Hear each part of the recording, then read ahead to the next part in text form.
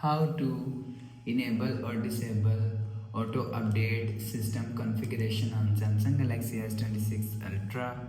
Let's start the video. First of all, go to app library. Here click on settings app.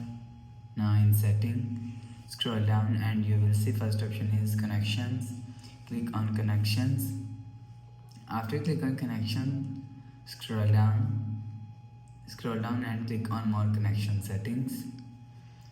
After click on more connection setting, you will see last option is auto update system configuration is here. If you want to disable auto update system configuration, so turn off this button. After turn off this button, you will see auto update system configuration is disabled. If you want to enable auto update system configuration, so turn on this button. After turn on this button, you will see auto update system configuration is enabled. You will enable or disable auto update system configuration from here. After the process, go back to home screen. So that's how you can enable or disable auto update system configuration on Samsung Galaxy S26 Ultra. If you like the video, please subscribe. Thanks for watching.